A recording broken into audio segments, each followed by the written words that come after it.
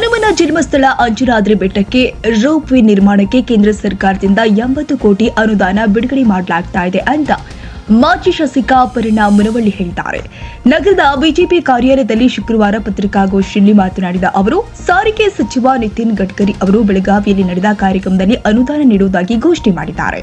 ಅಂಜನಾದ್ರಿ ಅಭಿವೃದ್ಧಿಗೆ ಬಿಜೆಪಿ ಸರ್ಕಾರವು ಕೂಡ 120 ಕೋಟಿ ಅನುದಾನ ಘೋಷಿಸಿ ಅಂದಿನ ಮುಖ್ಯಮಂತ್ರಿ ಬಸವರಾಜ ಬೊಮ್ಮಾಯಿ ಅವರಿಂದ ಅಭಿವೃದ್ಧಿ ಕಾಮಗಾರಿಗಳಿಗೆ ಭೂಮಿ ಪೂಜೆ ಕೂಡ ನೆರವೇರಿಸಲಾಗಿತ್ತು ಎಂದರು.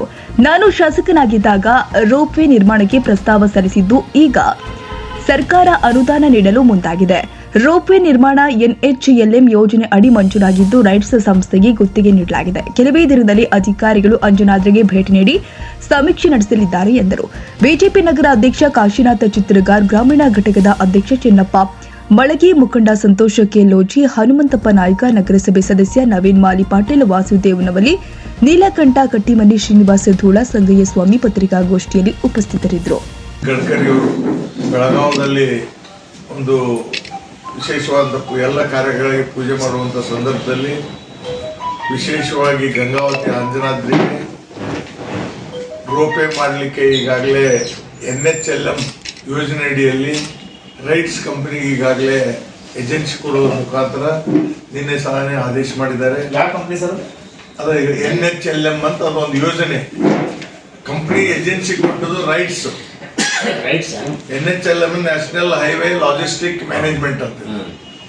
NHLM ಅನ್ನೋ ಯೋಜನೆ ಅಡಿಯಲ್ಲಿ ಒಂದು ಅಂದಾಜು 90 ರಿಂದ 100 ಕೋಟಿ ರೂಪಾಯಿ ಅಂದಾಜು ರೋಪೇ ಮಾಡಬೇಕು ಅಂತ ಹೇಳಿ ಅದನ್ನ ರೈಟ್ಸ್ ಕಂಪನಿಯವ್ರಿಗೆ ಈಗಾಗಲೇ ಏಜೆನ್ಸಿ ಕೊಡೋದ್ರ ಮುಖಾಂತರ ಇನ್ನೂ ಒಂದು ವಾರದಲ್ಲಿ ಒಬ್ಬ ಹಿರಿಯ ಅಧಿಕಾರಿಗಳು ಆ ಅಂಜನಾದ್ರಿ ಬೆಟ್ಟಕ್ಕೆ ಭೇಟಿ ಕೊಟ್ಟು ಆದಷ್ಟು ಅದಕ್ಕೆ ಯಾವ ರೀತಿ ಮಾಡಬೇಕು, ಏನು ಮಾಡಬೇಕು, ಎಷ್ಟು ಮೀಟರ್ ಮಾಡಬೇಕು ಅಂತ ನೋಡಿಕೊಂಡು ಅದಕ್ಕೆ ಚಾಲನೆ ಕೊಡುವಂಥ ಕಾರ್ಯವನ್ನು ಮಾಡ್ತಾರೆ.